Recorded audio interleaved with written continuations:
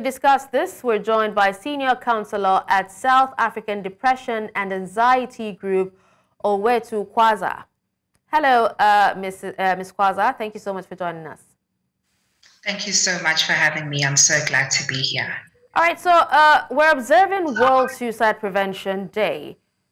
How does your work as a counselor align with the goals and objectives of World Suicide Prevention Day?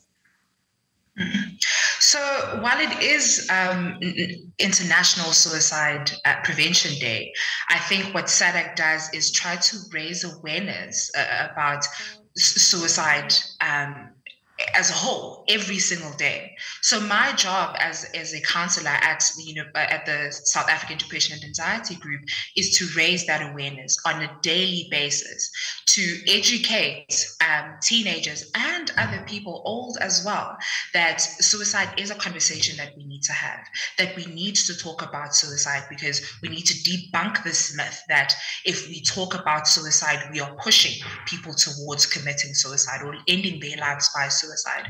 My job is to also psychoeducate about the effects of suicidal ideation, which is suicidal thoughts, as well as educate people about why suicide is a recurring issue, especially in South Africa, issues and risk factors that may raise suicide as an issue.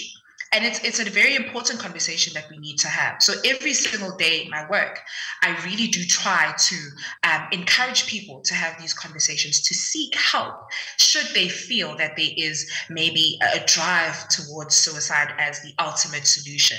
So that's the work that I do. Amongst other things, it really is to bring awareness with or in conjunction to National or to International Suicide Prevention Day, but to bring that awareness every single day, because this is an issue that happens every single day in our lives.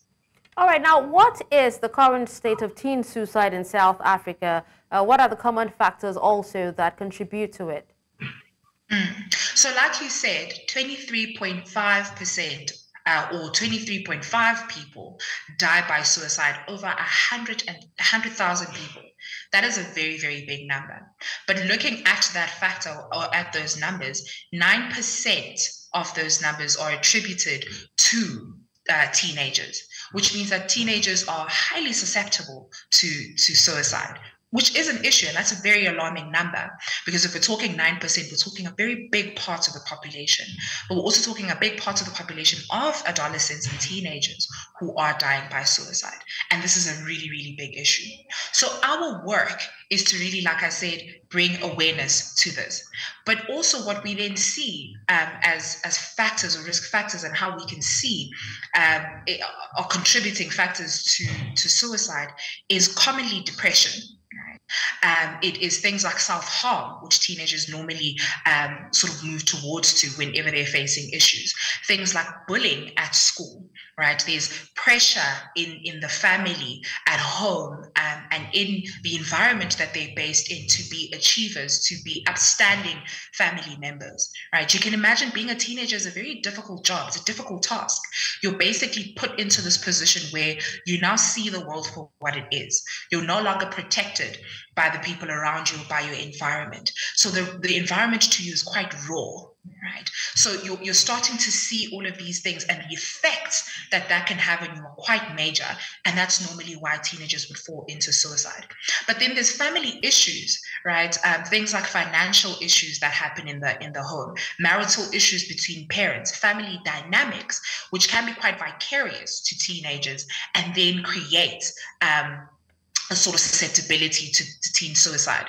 There's an array of issues, but those are the issues that we commonly find on the ground that teenagers are struggling with. And this can be quite an issue if we're looking at it, because these are issues that are quite common in South Africa. Okay.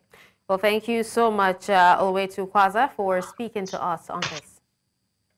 Thank you so much for having me.